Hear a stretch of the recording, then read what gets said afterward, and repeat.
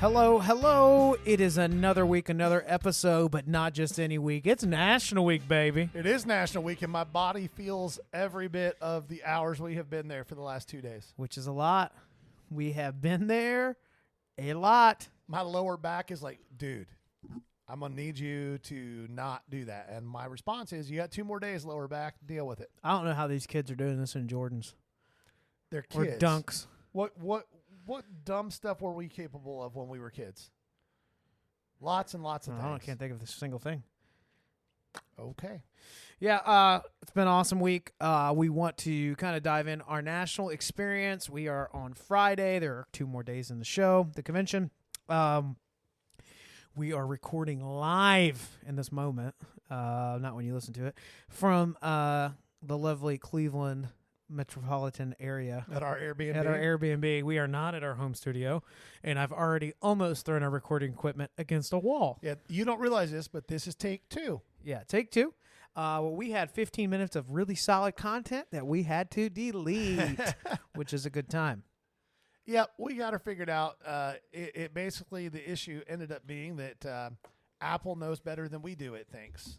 Yeah, it thinks it does. But I am very annoyed with Apple and in general annoyed as well. But let's jump into some of the conversation that's been surrounding the National this week, different stuff we've seen on socials, different conversations we've had. Maybe run through some of the stuff people have been complaining about and then what we like as well. Sound good? Sounds like a plan. All right. So the big conversation a lot of people have has been traffic. If you've been following it all online, you've seen several videos of it just being bumper to bumper, stories of people, thinking that they were getting there at 9 because it opens up at 10 and they're not getting through traffic until 11:30 or 12, especially Thursday. We heard that quite a bit. And if they bought a day pass, they got 5 hours, which is That's if they pre-bought the if they day pre-bought pass. the If they ticket. didn't pre-buy it, they were a couple hours getting in and waiting in line for an hour. Like I said, when we got there this morning at 8:30, there were, 1,000 people or more probably in outside line outside lined up. waiting to buy a day pass. So I will say this: there's not been, for the amount of traffic they have for it being at a convention center, I'm really surprised that I haven't seen a single police officer directing traffic. There's not been any signal change issues to mitigate that. And we're right next to the airport. It's so- right next to the airport. And from what we've heard, that created some issues. The airport was not happy about all that traffic being out there blocking it up, as you can imagine, creating logistical nightmares for people. Traffic has sucked. Now, I will say this, too. We did VIP passes, which sounds more special than it is. It was just financially, you just decide to pay a little bit more. It's like $200, and then you have VIP pass for the whole event. But you got VIP parking, which means we pulled right in, and we were in traffic 15 minutes. We shot to get there a little Yeah, early. we get there at 8:30. Yeah. And then we're parked right across from the entrance. You go down into the VIP lounge area, bunch of seating. You can kind of chill until they let you go in, and then you get a half hour start on everybody else to kind of get to where you want to be. The reason for that is the inside of the center is enormous. Yes. My first national is this week, and it is easily overwhelming to try to have any kind of plan for how you're going to hit everything, because you're not. You're not going to see every table. You're definitely not doing it in one day. Like, No. I've talked to so many people who are like, yeah, we just came up for today. And it's like, oh, bro. I guess if you want to see some stuff, not everybody's in a situation like us where they're like, I'm buying inventory, right? Or they're just looking for something so specific and they already have an idea who's Right. there. But today I spent more time kind of parking at certain booths and going through bargain boxes and that kind of stuff. And I still think I haven't been to more than 30% of the tables in 2 days. Yeah, for sure. It's a lot. And it takes some effort. But so that was one of the things people talked about was the traffic. I do think it's an issue that can be improved upon. I also think tens of thousands of people all driving in on a 2-lane road, like you were saying. Yeah, like it's a 2-lane road, and I'd say today there were probably somewhere between 40 and 50,000 people there, and it's a big convention center. And there've been a lot of, like you said, people complaining. We see stuff online. People complain. The show has been exactly what I expected. So I'm fine. If I'm you've shocked to hear you say that. Well, if you've never been to a national and you have an expectation that it's just going to be a much larger version of your like local card show, you have the wrong expectation of what this show is. It is a massive undertaking. There are probably somewhere in the vicinity of 4,000 tables. A lot of the vendors have, 3, 4, 5, 6 tables, but altogether there's 2 massive rooms and a whole lower level that is a VIP lounge / trade night area. To give you an idea of how crazy the trade night setups are, we left today at 5 because we did not want to, because the show goes till 6. We did not want to get stuck in the traffic of the show leaving. So we left about an hour before the show shut down. And at that point, there were probably close to 1,000 people standing outside in the line to go to the trade night who didn't buy a day pass because trade night's free. And so they're just hoping they can get in. It is crazy in there. The aisles are tight. You're going to get bumped a lot. So much. Everybody's got backpacks, and you're going to be bumping into people. They're going to be bumping into you. I haven't seen anybody yell at anybody or throw hands, although we did. Jason witnessed a medical emergency occur. Oh, my goodness. Which is a pretty solid story. You want to share that one? Well, first off, thoughts and prayers. There was an elderly gentleman that thought he loves his cards, and he wasn't going to miss the convention. Was he on a roller? Let me get there. Okay. Let me set cook. this up. Yeah. All right. As I was saying before, I so rudely interrupted. Elderly gentleman that was not going to let a leg injury prevent him. And I'm going to go ahead and add this. I'm guessing there are some debilitating conditions that he lives with on a regular basis. Wasn't going to let that stop him because, by golly, the Nationals in his hometown. This guy comes rolling through behind me. I am at a card booth. Behind me there is a booth of nothing but like oil paintings of sports players. Beautiful, expensive oil paintings. I hear a crash. I turn. You know how on scooters as a kid, if you turn the handlebars even a little bit, like it is going. Well, he went over the bars into the paintings. Hit about 2 or 3 easels. Paintings are falling everywhere. Took him a moment to get up. What astonished me was you could tell he was okay. He was shook up. He was frustrated, maybe a little sore. But people are screaming for an ambulance. They're screaming for police. The guy just wiped out. He ate it. It was a tight fit. Was my backpack in the way? I don't know. I don't know. It did get in the way when I ran into Ruben. Oh yeah, we did. We did have a interaction with the CEO of Fanatics. I drilled him walking around the corner. He's a small man. Yeah, he's a little guy. He apologized. You told me I should have taken a bump there and acted just like falling down. Oh God, you killed me, man. I think I broke my ankle. I think just we'll fix it. A case of flawless. A case of this or that would probably solve that for me. So, but yeah, so traffic was complained about, tight quarters, lots of people complaining about the restrooms, saying that they're not adequate. There are some other ones you were saying downstairs. See, that's the thing. I don't think that the restroom situation is big of a deal as people think it is. What it is this, and this is societally true. However, we're going to have an in-depth conversation more, about bathrooms. It's even more true within this hobby. And I'll be the first to admit that in a lot of ways, I fall victim to this. Jason gives me a hard time all the time. I'm not a patient person. And if I want or need something, I want or need it right then. There are probably 6 different restroom facilities in this building that are easily accessible, and everybody's trying to go to the same one. It doesn't help that 98% of the people at this facility this week are male, and they didn't open the women's restrooms to everybody. Like, that would have been the simple solution here, because you know that the vast majority of humanity in this building is men. Yeah. So, but that being said, literally just go down the escalator and there's a restroom at the bottom of the escalator that nobody uses. It's right there. So the poop bathroom is downstairs. Is what you're saying. I don't poop in public.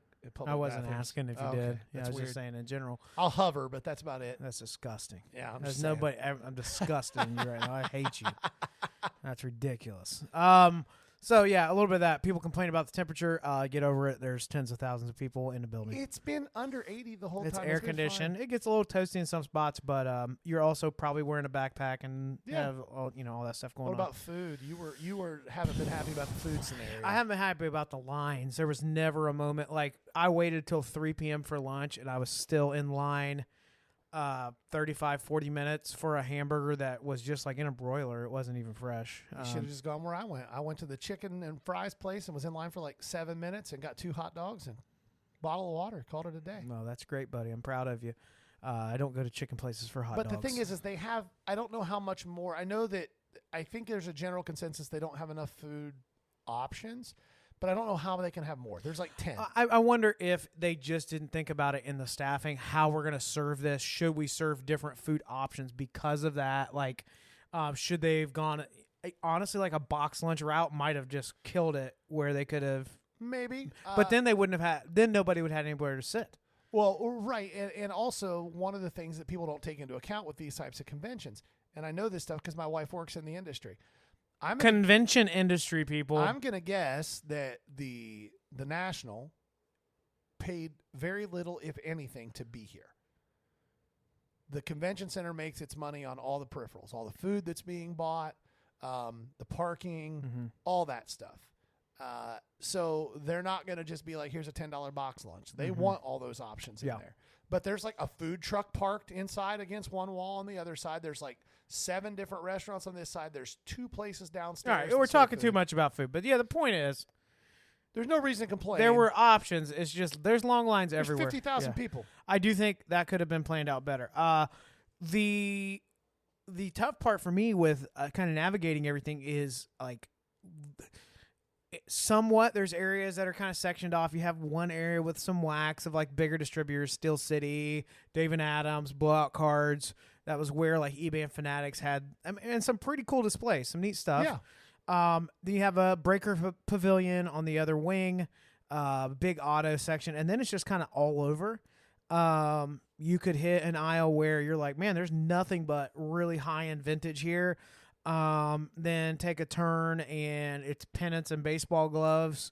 Then nothing but lower-end ultra-modern, which I don't know how anyone can afford to set up there and just move that lower-end stuff. You and I talked about that with one table we saw, like, you would have to have such liquid stuff at like $20 to $50 to, or have you just have to have tons of it to make. It's expensive. I think that what you just said there on the second part of that is the case. So one of my favorite tables that I've been to was the first table I took you to this morning. That's I a good went one, there yeah. at the end of the day yesterday, and I got through 1.5 3-row boxes. It was close to the end of the day. I was tired, but the stuff I bought was awesome. It was a bunch of late 90s, early 2000s numbered game use patch stuff. I bought a ton of Jerry Rice stuff like that. That booth had a couple of showcases on one side. Nothing massive in those showcases, though. And then I'm going to guess wrapped around the rest of the table, 40 or 50, 4 rows. About 20 of them had everything top loaded, nicer stuff, $3 to $5 and up. And then there were probably half of them that were just penny sleeved. You probably sat there for 2.5 hours today. Yeah, I was there for about an hour and grabbed a bunch of other stuff. But I wanted to keep going. I probably could have spent the entire day just at that booth. at that booth if I wanted. That was a complete wraparound booth. Like Yes. it was. And what are they paying per table? $1,500. Yeah, and so that one probably had 16 tables. 4. I think 3 it was each way? 3 each way, so 12. 12. Yeah. So good chunk of change. But also at any given time, there were 40 people digging through boxes and 3 deep behind them waiting for a spot. Yeah, and people weren't buying 1 or 2 cards. They're moving a couple $100 Oh, at a I time. probably Yeah. spent $300 or $400 Yeah. bucks there over the 2 days I was there. So, yeah, it's been awesome, but overwhelming. Been able to see a lot of the influencers in the hobby. Some that I like, some that I loathe. But the access to all that, and then you just remember these are just other card nerds with a really good social platform. It's the Right. same thing. I said platform. You did. Yeah. I wasn't gonna. Yeah, you gonna were correct with your eyes. You did. Well, with my eyes, I did, but Yeah, I wasn't gonna do yeah. it on air. That's awesome. Yeah.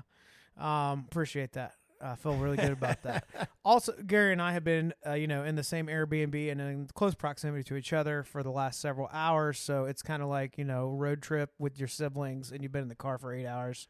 So I'm if glad you hear feel a that way. slap, it's me punching and just not a good reason, just just angsty, I guess.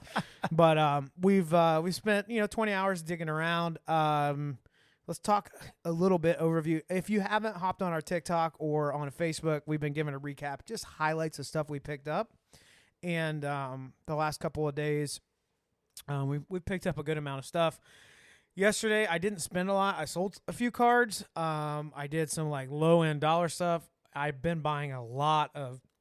I probably picked up 250 cards for the 69 set I'm working on. All of them really good color, really sharp. Centering, for the most part, is really great on them. But I would think everything that I'm buying is probably 5 or 6 or better. Probably there's a lot of 6 to 8 in the common stuff, grade wise. Yesterday was a bunch of mem patches, numbered stuff that I was getting about $1. All stuff for the eBay store. Yeah, all eBay store stuff. I didn't buy anything bigger, anything too exciting. Today I tried to go up to a price point of more of like the 5 to 20, and I did really well with that. And now I have about a 2-row box of eBay inventory, Right.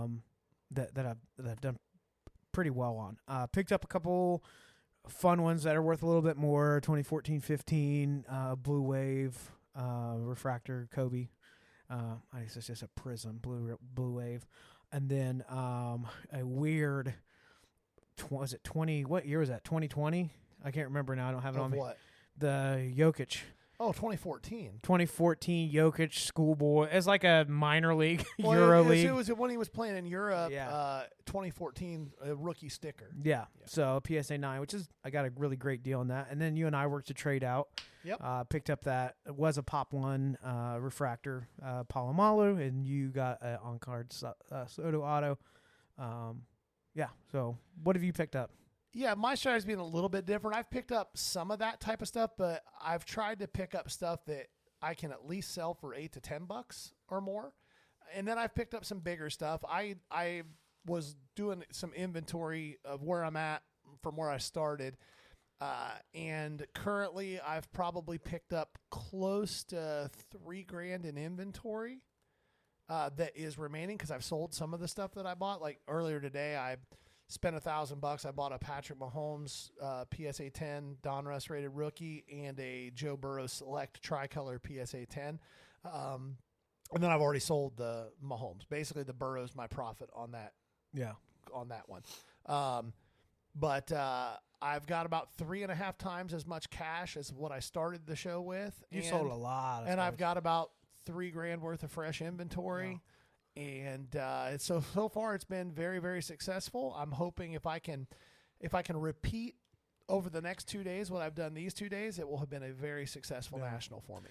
The only disappointment I have on selling is I really thought I would not be struggling to move that Cassius Clay 66. You almost had it sold. Almost. I've been really close. If you hadn't walked on it earlier in the day. Yeah, you'd have but had it. it was it's a consignment piece. Yep.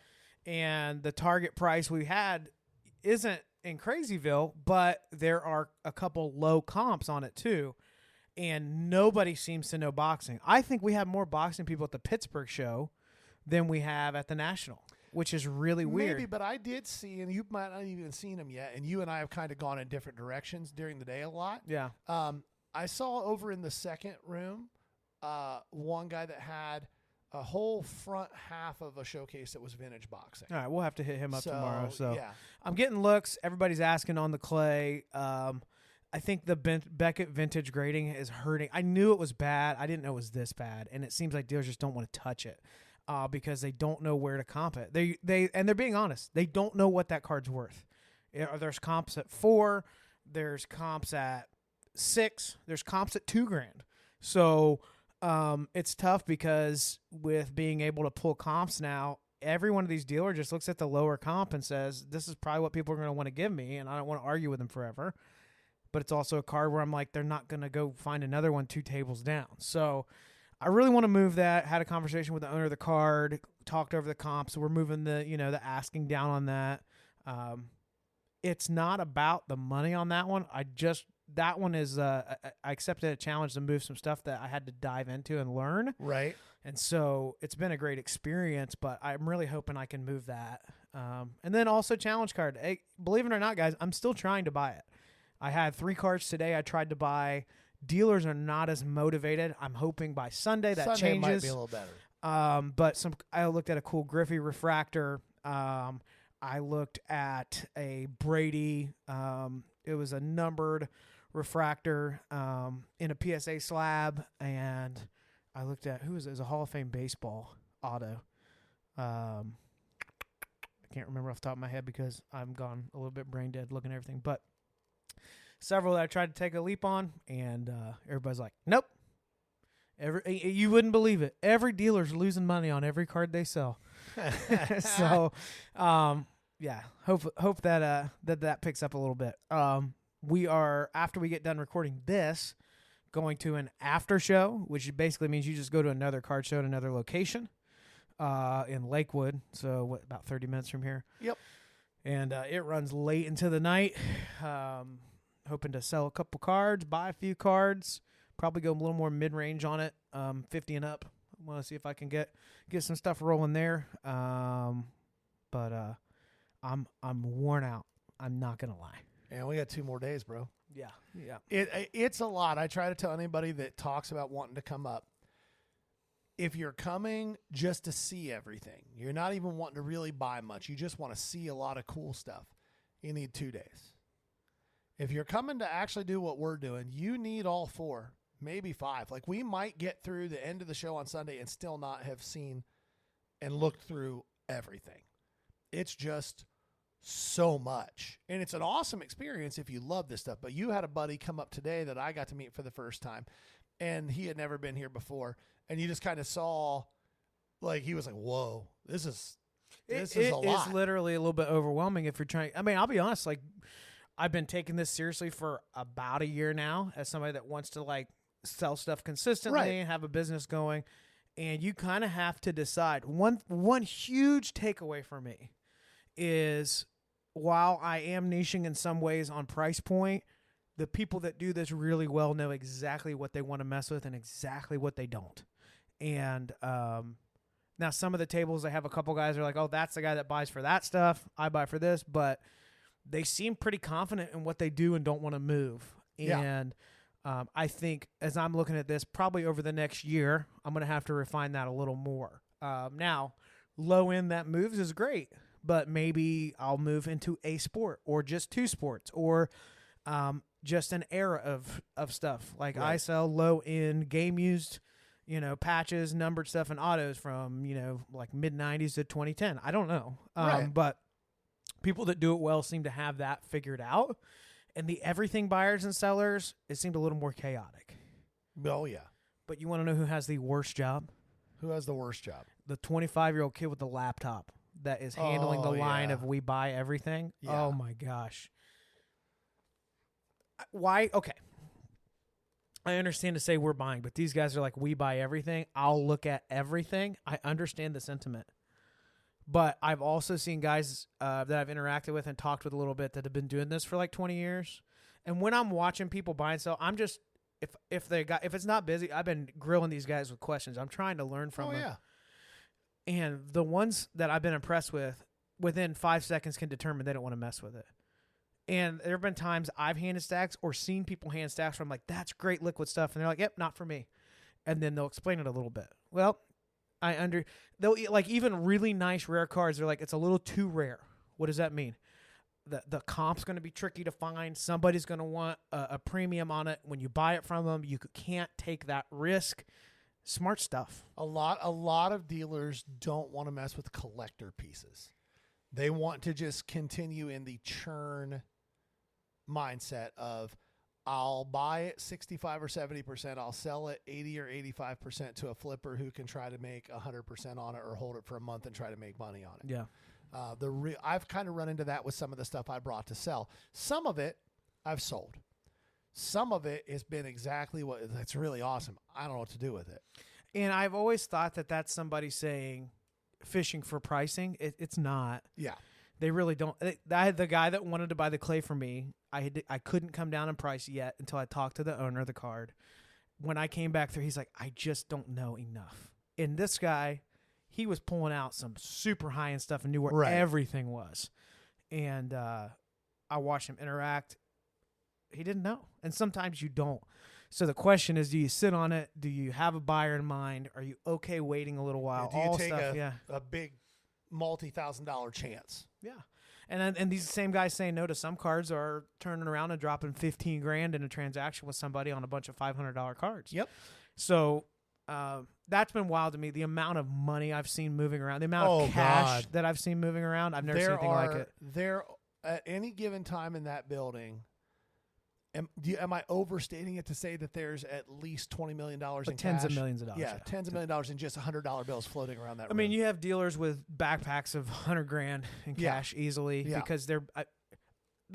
So here's a question I have: So these established booths that are businesses year round, but they go big on the national.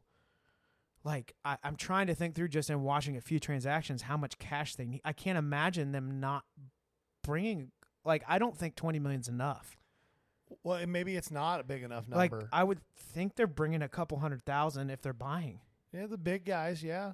I mean, I watched a couple interactions of like 10 and 15 and $20,000 deals on like 10 or 20 cards. I've seen. You do that 5 times a day. I mean, Well, and I've seen multiple showcases with multiple $25,000 and $30,000 and $40,000 cards. Yeah. In one showcase. So it just is interesting to me how big this event is, how much economically it does for the hobby and for. I'm almost tired. The hobby is becoming such a cliche for the dealers, the direct dealers and the brick and mortar owners. I had a great conversation with a guy I was buying all the 69 tops from. His name's Mike. He's from Cincinnati. He had everything organized beautifully in card savers in numerical order. He had early 50s through like 75, I think, maybe probably 79. I think he stopped at 80. And he didn't know about Card Dealer Pro. And so I just asked him, I said, hey, do you happen to have any lower grade bulk boxes here? And he was like not good shape stuff. Cause I mean, the cards I'm buying are 3, 4, 5, 2, 1, but and he's like, no, I don't really bring that out. I'm trying to find a guy I can sell those off to for like 10, 15 cents. I was like, oh, okay. Well, that's good. Call me. Well, yeah, he's got a guy is what he made it sound like. I said, you could still sell those. He's like, yeah, but listing them and all that. And I talked to him about, he's an older guy. He didn't know anything about AI, Card Dealer Pro, the scanner. So he's taking down notes. He will kill it because he had some very clean stuff. Yep. Stuff I was buying for $1.52 that I know would be $5 to $10 on eBay because of how clean it was. Right. So that was kind of neat. I would say, as we're talking about it, I'm realizing it. Probably the interactions with the dealers where you have a few minutes has been super valuable. More so than the cards. I'm getting good inventory, but I'm not taking a lot of risk. Right. I've learned the lesson to try to stay in my pocket here and. With what I know, but it's not as fun. No, I mean there's always fun in shopping showcases is way more fun. Yeah, it's more fun, and there's a certain amount of fun that comes from going, I'm about to give someone 10 or more $100 bills for this piece of cardboard. Yeah.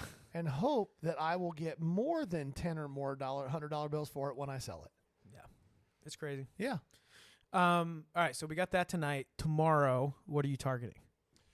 I'm doing the same thing that I've been doing. I've been targeting nice Will Levis stuff when I can find it. I've bought a few of those.